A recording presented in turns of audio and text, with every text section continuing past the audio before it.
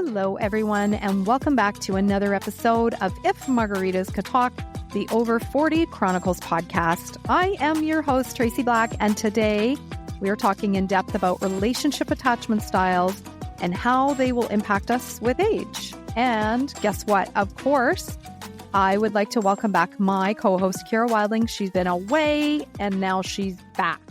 So happy to have you back, Kira. So great to be back. Thanks for having me on again. Always love being on If Margaritas Could Talk. So for our listeners, make sure you guys grab a margarita or a beverage of choice and let's dive right in. Sounds great. Today we are talking about a interesting perspective on our individuality. So I would like to explain for those listeners who don't really know what the theory of attachment style is and how it came to be. It was originally introduced by a clinical psychologist named Dr. John Bowlby, pardon my pronunciation, in 1969. It was greatly influenced by the ethological theory that it was a study of imprinting, right? So the original imprinting, I guess, philosophy was showing the attachment, which was initiated by young ducklings and their survival value, which I guess ideally, nobody really thinks of that from a human perspective. So when it came into the evolution of human species, one of the things that was observed was babies who stayed close to their mothers would have survived to have children of their own. So the hypothesis in it is that both infants and mothers have evolved a biological need to stay in contact with each other. So I guess this now portrays, as we move forward and he studies this, the instinctives in connection are activated by conditions that seem to be threatened by the achievement of proximity, so such as separation, insecurity, and fear. And one of the most populated, I guess, things about the fear of strangers represents an important survival mechanism. So you know how we always teach our children, stranger danger. Essentially, attachment styles start within the first 2 years of a child's life, and that maternal connection must be present. If the attachment figure is broken or disrupted, I can't speak today, during the critical 2-year period, the child will suffer irreversible long-term consequences of this maternal deprivation. And then, of course, the risks continue until the age of 5. So in layman's terms, it's how you learn to give and receive love at a very early age. First of all, I think we should probably define which of the 4 attachment styles. Do you know anything about them? Well, I do. I think I'm actually secure attachment. I'm pretty confident in my relationships. I'm going to start by saying I was raised by my mother and my father. They did a great job raising me. I didn't have any critical issues in those developing 2 years at birth. So because of that, and not just because of that, because I think a lot of things can happen in your life that can change those attachment styles. Big catastrophic events obviously can, but I think because of how I was raised and I'm secure. I'm confident in who I am. I'm fairly confident. If I have a relationship, I'm not fearful that person is going to leave.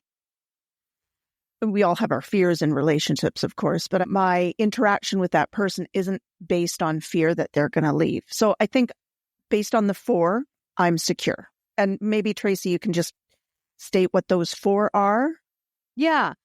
So the 4, for those people who don't really understand what we're talking about, the 4 attachment styles are secure, anxious, avoidant, and disorganized.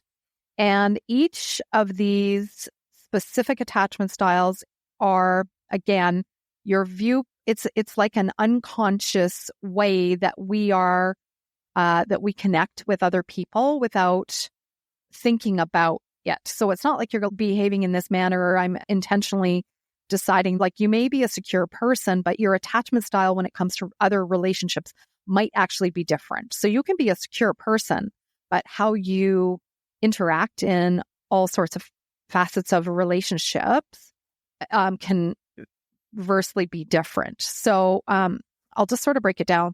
The characteristics, I guess, secure attachment is, the example is like you're comfortable with intimacy, trusting, and you are emotionally available. If you are an anxious attachment style, your preoccupation with relationships are fear, abandonment, and a need for consistent reassurance. So now if you are, which is the third one, avoidant attachment, you're very self-sufficient, but you're uncomfortable with closeness, and you 9 times out of 10 are like emotionally distant in certain aspects. And then there's the fourth one, which is disorganized attachment, which is like conflicted behavior, fear and desire for closeness, unstable relationship patterns. Now, I recently took a test to figure out my own, and it's funny, like, how the 4 love languages, did you read that book, or do you know anything about the 4 love languages? Aren't there 5? Aren't there 5 love languages? My bad. Yes, there's 5. 5 love languages. And, I think you can be in between some of the love languages. Yeah. And so much as well with the attachment styles. There are 4, but you can also, you don't have to stick with one. Not that you're choosing to stick, but you might not fit fully into a secure or a avoidance. Absolutely. That and the type of relationship that it is, with whom, because somebody explained it to me in how does it work when you're thinking about this attachment style thing. So I took my test through a website called personaldevelopment.com, and it was like a 5-minute test. And they send you the results, and then there's a video that comes with this doctor who talks about how it impacts your life and how you normally react in relationships and so on. And I was like, what? So I was sure, like, I'm not even kidding you. I thought I was this anxious attachment person, but it turns out I'm actually avoidant, which everything she said, I was like, oh my God, this fits me to a T. And it was then in that moment, and I guess if I kind of back up a little bit, like I came from a really, really, really bad home situation in a very abusive home. So it does make sense when you think about some of the behaviors and how you develop these things early on in life and, in relationships over time. So how does it affect others, right? So our styles and why, and how does it affect relationships? And do you think maybe a few of these things combined, or maybe one of these 2 things combined? I kind of think that it comes down to the person, the situation, the health of the relationship. I think there's a fundamental part of that. 100% agree with that. I'm not educated enough to speak on this clinically. I can only speak on my past examples or my history. And one relationship I was in was very much, if I was to take that test based on that relationship, it would have been anxious, because I was anxious the whole time during that relationship. I'm now recently into a different relationship, a much healthier relationship, and I am very secure. I feel like I'm very secure. I know the clinicians and the experts on this, tend to say you are one, if we were just to break it down simplistically by saying you fit into one of these 4, basically. And you can change if something significant happens in your life, like a major event, something. And I do think that something did happen in my history, my relationship, which would be considered a big major event.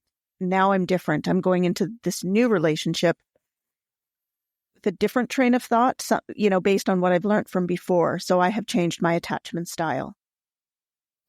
I don't think it's something I changed. It was just something that was inherently changed because of what I went through. I think growth, right? So as we're aging and we're manifesting because that's kind of part of it too, right? You live and you learn. So as we're aging, we're becoming more situationally aware of the things and desires and things that we need to receive in relationships. And that includes like friendships, work settings, romantic relationships, how you manifest those things and what do you need out of it.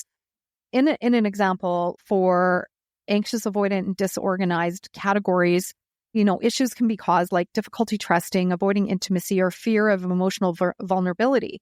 And I used to think that I was always really emotionally aware and emotionally available.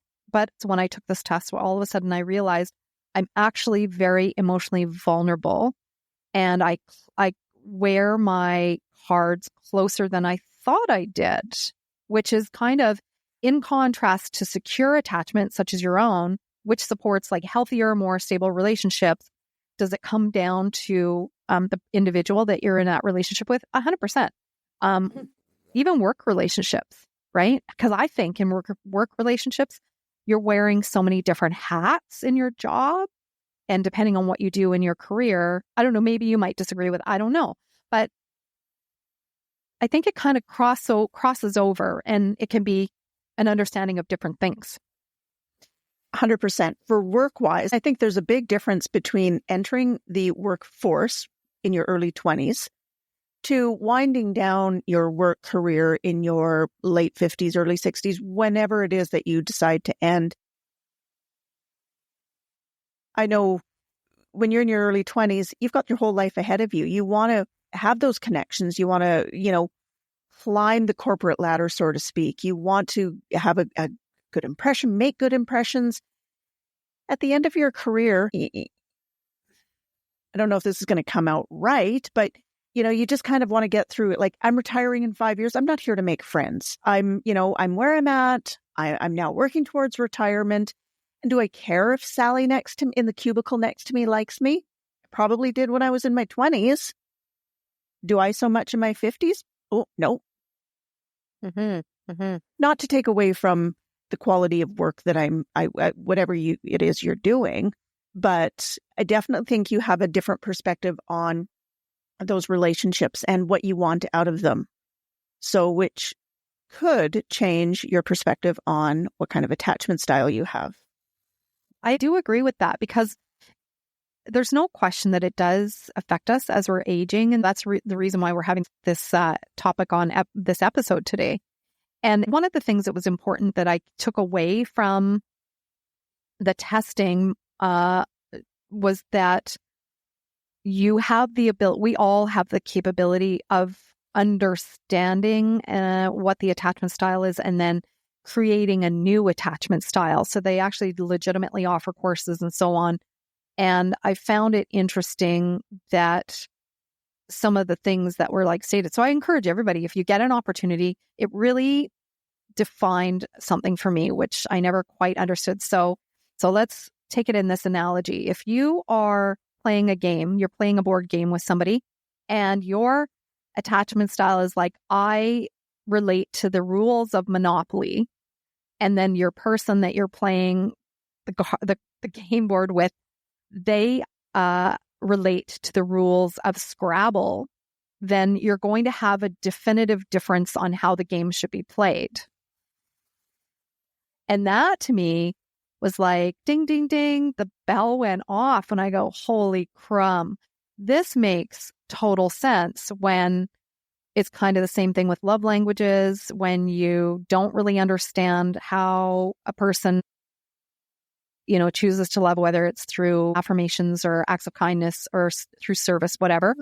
Yeah. I truly believe that these are like important things that we as humans should probably have a bit more clarification. And it doesn't hurt anybody to learn more about yourself, right?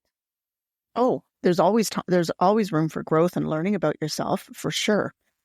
I want to ask you, when you were doing your quiz, were you cognizant on the answers that you were giving, if they were your vulnerable answers that you believe? Or because sometimes people answer those questions on what they want to believe. I want to think that I am this type of person, as opposed to I'm going to be very vulnerable here and go, this is my answer. It may not be attractive. It may not be sexy. It's not what I want, but I'm going to be honest. And this is my answer. Cause I do also fall into that trap of going, this is what I'd like to, how I'd like to portray myself. So that's going to be my answer. And that's going to skew results. So I think it's very important to be vulnerable in your answers. Yeah, that's a great question, because it's my intention in this moment to be completely raw and honest with myself so I have a better understanding of who I am. And if somebody's going into it with like, I need to be who I could potentially be, that's kind of the wrong, I would, maybe not wrong, maybe that, I don't know, everybody has different reasons for why they do things, but again, it comes down to intention. And I think in many of the episodes you and I've talked about, and other things that I've talked about solely, is about, intentional thinking as we're getting older. And like with the WHO organization, one of the consequences of aging is the decrease in the extent of happiness. So when you're fundamentally trying to find out, especially like 40, 50, 60, even 70 maybe, things change so drastically. You know what the weird thing is like 90% of elderly people have a moderate level of happiness. And that was a little bit shocking to me. So if you're taking these tests and you're trying to figure out who I am, things in life we come across, different experiences and different relationships. Who am I in this relationship? That's often the question I think people forget to ask. When you're back out in the dating world and you started dating, do you guys have that conversation about conflict? Have you ever done that? Well, yes. I mean, it's been a very long time since I've dated. So right. So let me rephrase it. So like my son's 26, right? And one of the things when he started dating is that I sat down with him and I said, make sure you have that one conversation that's really important. And he goes, what's that? And I said, ask how the other person navigates through conflict when they're in a relationship. Like ask, if we have an argument or we have a disagreement about something, how do you traditionally deal with that? And he goes, how come nobody's ever said that before? And I said, because it's really important. Being a married person, you should right off the hop, so that when that first argument comes or that first disagreement comes, you sort of already have a little bit of an insight clue as to how that person navigates. Because you know how some people are like very defensive and they tend to need some time to think before they react, or, different things like that. So, but do you think that they're going to actually give a right answer? Like if people that are fly off the handle, they get defensive, they start yelling. In that situation, if I'm starting to date that person and I sit them down and I go, so how do you deal with conflict? If we were to get into an argument, how do you deal with that? I doubt that guy's going to go, oh, I fly off the handle. I'm an unreasonable person. So I'm just wondering how honest people are. And that's why I asked the question, like, people want to portray themselves to be the best person. Like they're always going to make themselves the hero in their own story. Good point. Let's face it, everybody wears a mask when they first start a relationship. So, and it depends the type of relationship. If you're new to the dating and this is a brand new person that you've never known in your life before and you're just meeting them for the first time, and there's vibe and it's flowy and you're attracted to one another and there's a good energy and so on and so forth. You're still always putting your best foot forward. But a lot of things I think as we get older is we don't want our time wasted. So then you lead a little bit more with a different intention, if that makes sense.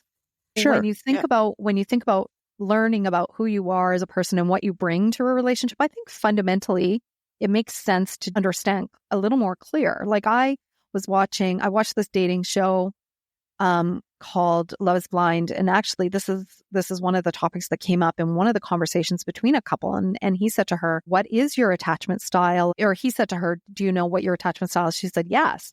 And he goes, "Okay, good. I'd like to talk about that." And then, what was really weird is this, as soon as she told him what his attachment style was, it's not, you almost saw like a little bit of a level of rejection because he, in his past, had already experienced that type of person. Is it good to have the knowledge of what it is, or is it better so that you better understand yourself in a relationship and how you navigate that? If I'm understanding the question, I think it's very good to understand your partner's attachment style for sure, because then you know where they're coming from. You can have a conversation about it. You discuss it before it becomes an issue. Mm-hmm. If somebody is pulling away because they feel like, the rug's going to get pulled out from under them, you're going to break up with them. So they're self-sabotaging. You can have those honest conversations and reassure them, no, I'm just having a bad day. I'm not breaking up with you. It's a bad day. And you can reassure that person without them knowing what kind of attachment style they have. They start self-sabotaging because they think you're going to break up with them. You now are thinking, well, they don't want to be with me, so they want to break up with me. Now you've broken up, and the two of you and it could have just been solved with a conversation. And that's why it's very important, these people that move in together too quickly, right? You don't know that person. Everybody's putting their best foot forward. So you're going, oh my God, this is the best person I've ever met. We're going to live together after knowing each other for a month. And now the attachment styles come out. And now you don't know how to deal with that. Part of getting to know your partner is to get to know how they react in conflict. How do you react? I think it's a conversation to be had, but I think the truth is in the pudding when you actually see it. Yes, I agree. And when that mask comes off and you're faced with like that first challenge in a relationship, whether, for an example, if you're an anxious attachment style, loss of structured things, like if that's really important to you in your life, can exacerbate feelings of insecurity, and then that can spill over into your own personal relationship. If you've had a life event happen with your job, for an example, and then fears of abandonment because you're thinking, well, now I'm unlovable because I don't have a job. I find that one of the things that I was sort of researching about being over 50 and these things that can sort of intensify our attachment styles with individuals, things like even retirement, for somebody who is avoidant like myself, it might intensify isolation. I'm actually going through that right now, believe it or not. I was like, what is this thing I'm going through where all of a sudden I'm questioning what's going to happen when I pass away? What's going to happen when my partner passes away? Or just like this level of isolation where you go, who's going to be there when I pass away? And then the conversation came up about how like the newest generation are saying, well, we don't want to take care of our parents or our elderly people, and we're just going to put them in a retirement home and leave them. And these people are living in a retirement home and really being sort of left to their own accord without their family support anymore, and so on and so forth. And so those are fundamental struggles when you're getting up there in age. Oh, absolutely. Especially for somebody who's grown up their whole life with that anxious attachment style. Now they're being left in a home and maybe visited once every 2 weeks. I think you and I talked about this. When you're a secure attachment style and you are secure in yourself, that can lead to other, like better community. Retirement can be seen from a different light because you're interested in deepening more relationships because your time is limited, increased personal growth. You have fewer fears about the loss of connecting and community. You're more engaged. Whereas other people that have these other style are not like dysfunctions, or this isn't a disorder or a disease. This is just how you interact, if that makes sense. And someone with a disorganized attachment, they may feel confused, and cognitive changes as we get older too, I think, are fundamentally part of that. So when we've witnessed our, grandparents or anyone that we love who's have some cognitive decline, you will start to see that attachment style come out probably a lot more.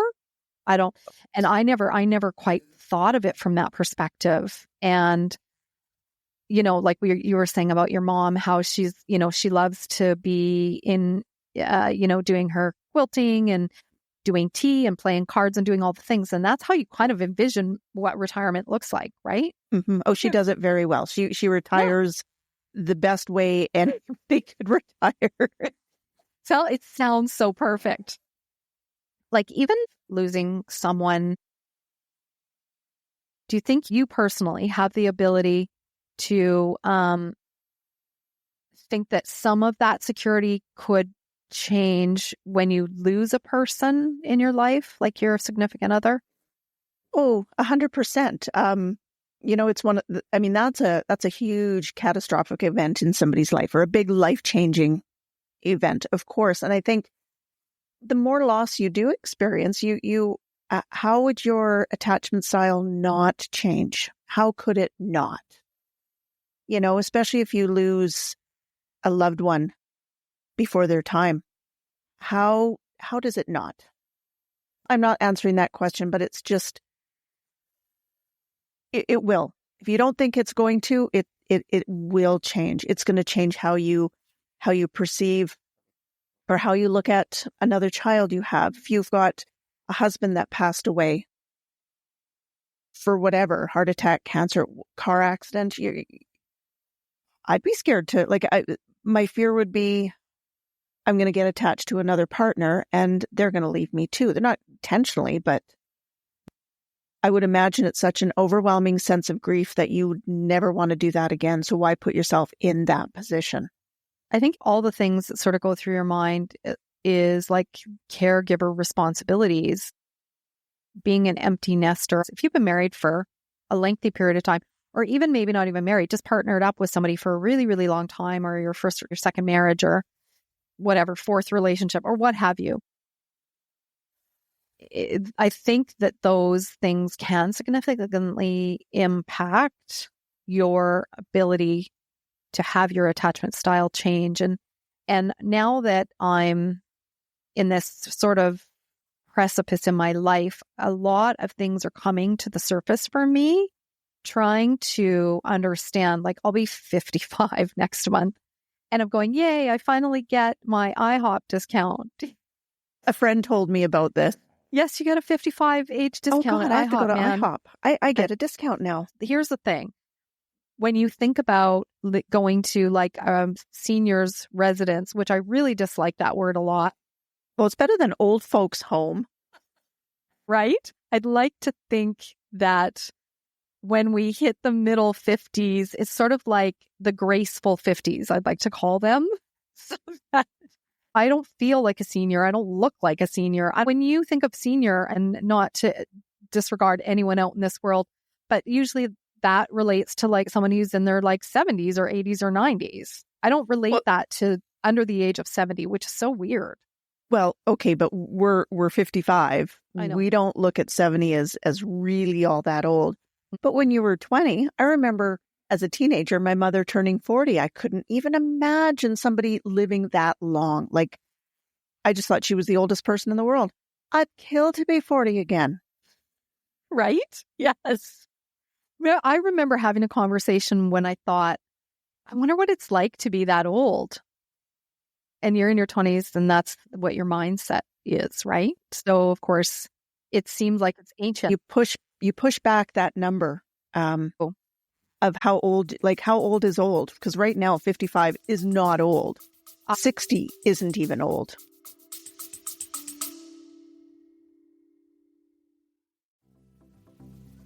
Are you ready to add a little sparkle to your life? Let me introduce you to Kindred Fusion, the ultimate destination for permanent jewelry. That's right. No more worrying about clasps or losing your favorite pieces. With Kindred Fusion, you can enjoy beautiful, seamless jewelry that is as unique as you are. Imagine a stunning bracelet or necklace that feels like a second skin. Sounds amazing, right? At kindredfusion.com, you can explore a gorgeous selection of styles that fit every personality and occasion. So head on over to kindredfusion.com today and discover the magic of permanent jewelry.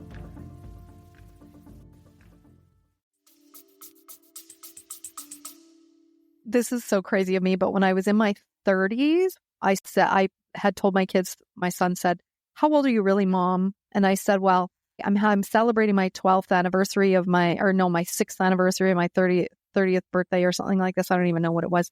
Something crazy like that." And he goes, what does that even mean? And I said, "It's just an anniversary. It's not really a birthday." He goes, "What?" I said, "Well, I'm still 30 technically." He goes, "No, that's not what Dad said." Yeah. Every year we will be on wash and repeat because we're staying at that number. But I digress a little bit. I don't know. I think the emotional health challenges that come with things like retirement, loneliness, difficulty forming new relationships, and increased stress in relationships with spouses, children, friends, and attachment to related fears is a very common thing. What happens as we start getting older, and then you think about those retirement years. I look at it and go, what is my intention for the next 15 years of my life? So if I've got 15 summers left, which that's how I think. Yep. Years seems like an eternity, right? So to put it in a different perspective, I look at it as in summers. I go, I have 15 summers. How am I going to celebrate and enjoy those 15 summers? And then you go, that's not a lot of time. That's not many summers left. No, for sure. And the older you get, the more you recognize your own immortality, your own mortality. So I wish I was immortal. Right? Yeah. So, but it can be scary knowing that you only have 15 summers. You think that attachment styles, for anybody who maybe is not secure and they're one of the other styles, affects a sense of fulfillment? Like, again, this is kind of an open question because it sort of goes back to the original where I think you can be a multitude of, can flip back and forth. When you are older, are you open to creating change? So if you know already that you're that attachment style and you're going, okay, I'm recognizing that I behave in this mannerism, not consciously aware of it. Again, I must clarify that. This is done as an unconscious awareness. So most people think, oh, I'm very aware of my attachment style and I'm proud of it. Well, nobody walks around and says that. You definitely approach things in life from that context. And you're getting older. Do you have the ability to change? Because a good old saying is, oh, I'll never change. I am who I am. I don't know. Well, not a lot of people do know about the attachment style theories. That's something that's not really brought up in a lot of conversations. So people don't know what they are, but I do think that ignorance is bliss in the sense that if that's what you're used to, if that's your whole life, if you were secure or if you were avoidant or whatever, if that's how you've lived your whole life because of those first 2 bonding years, and you're okay with that, then you're fine. I think once you start recognizing who you are and then you go, well, I don't want to be avoidance, I want to be secure, then that's where you start going, okay, I want to change. Well, maybe, and you can change, but I don't think it's something that you can consciously change just because you don't want to be that when you found out. Yeah. If you never took the test and you never knew exactly what kind of attachment style that you held, ignorance is bliss. Why do I need to change? Now, if it's affecting your relationship and you're going, why can't I have a successful relationship ever? All my relationships fail and I want to know why. And if that's the reason, then yes, you can go to counseling, you can change those, you can, as long as you're aware of it. Absolutely. better communication as well. So if you think about like the proactive approach to understanding who you are as an individual, and like, again, with that intention as we get older, when you're in your 20s, even 30s, your focus is so different. And having a little more clarification, like, maybe it's like being more visible, like your visibility changes as you're getting older. And okay, say your partner passes away or that relationship ends in divorce or something. And then you're put out into the world of dating again and you go, who am I and what do I bring to the table and what's my value and what am I looking for and how do I navigate relationships? And everybody's like, oh, there's this perfect solution and perfect answer and you're swiping left or right, but you're really not being true and authentic and raw to yourself if you're not really ready. And so I like to think of it as I'm wearing these new, clear, brand new set of glasses on where I can see a little more clearly. I don't know. I understand too that healing is a really big thing when it comes to attachment wounds or, like you were saying, engaging in therapy or invest in like personal development.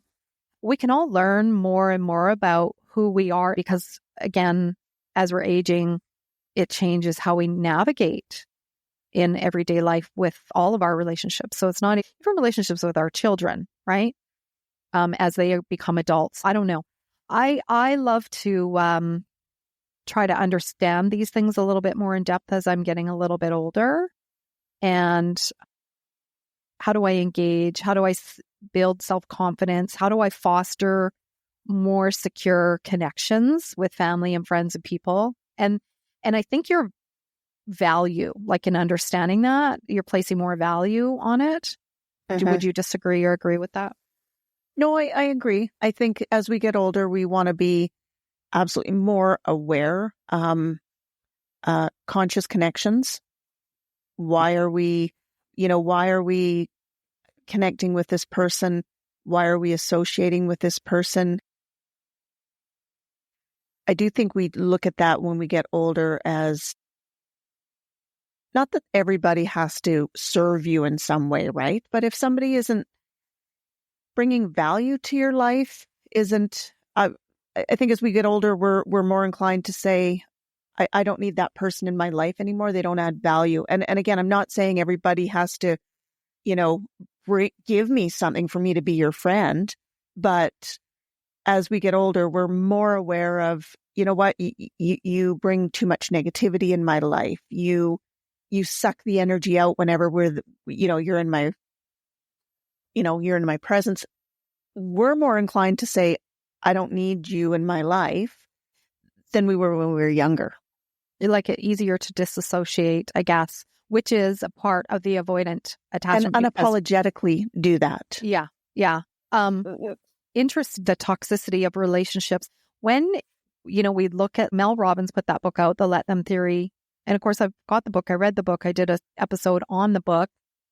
And then I'm thinking, but even though we're choosing to let people live their lives and let them be who they are, fundamentally, you can't just wash your hands of that. And so there's I want to say a little bit of a negative connotation behind the let them theory in the way I viewed it a little bit differently now that I'm learning a little bit more every day about different things. The let me method is what I chose to write about, which talks more about understanding who you are. And this falls in line with these attachment things and these styles and theories, which, people, I think in everyday life kind of go on and go like, I am who I am. And, that will never change. But I want to reassure people that, if your intention in life is to have a lot of happiness in your life and not be put in those situations, then do you think that it's important to have the due diligence to figure it out? Oh, I think so. Yeah, I agree. Yeah. Seeking emotional support, investing in relationships, and overall well-being are parts of who we are as people. And, it's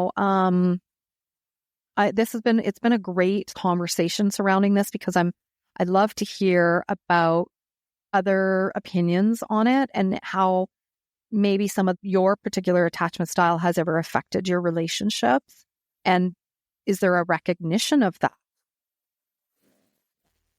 No, and I think I absolutely agree, because if you recognize that there's a problem in relationships, again, you've gone through a string of bad relationships, the common denominator is yourself.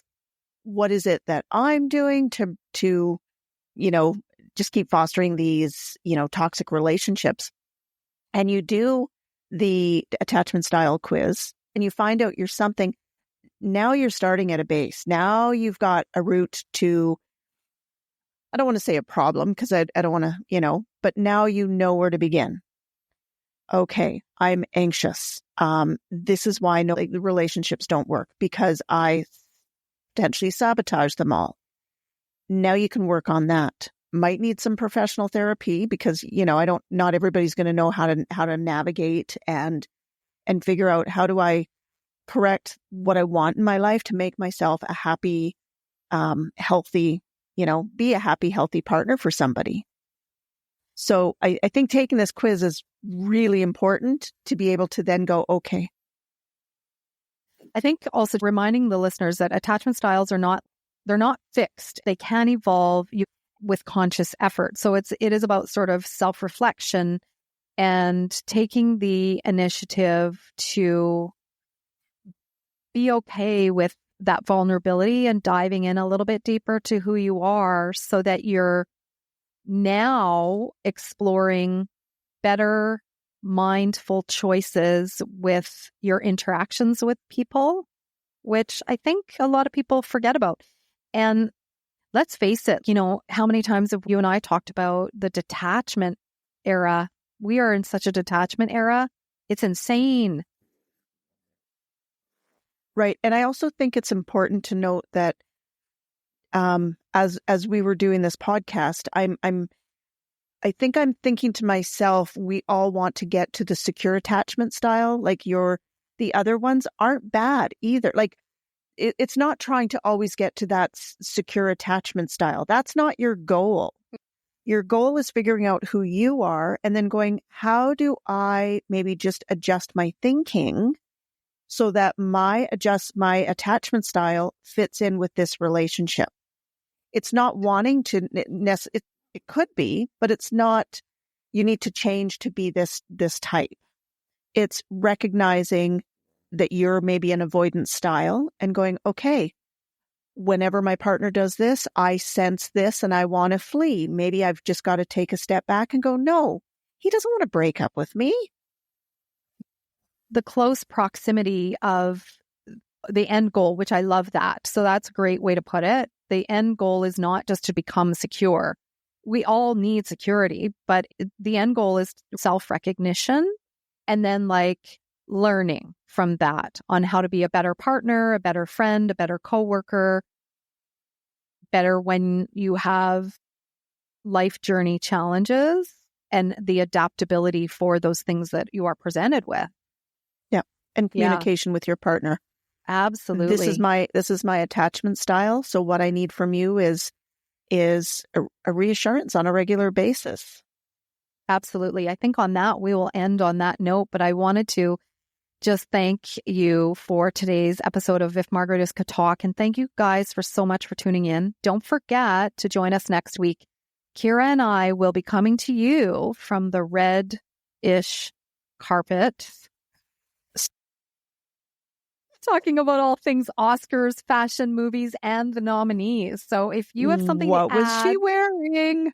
Please drop a comment or send us a message. We would love to hear from you. Until next time, keep laughing, keep living, and remember that you are not broken and everything is fixable. Please follow, like, or buy us a coffee on your favorite listening platform. We can also be found at www.ifmargaritascouldtalk.com, #podcastdiva. Cheers, everybody. And cheers. Thanks, Kira, for another wonderful episode. And I'll see you in your glittery gown. Oh, God, I am going to glitz right up.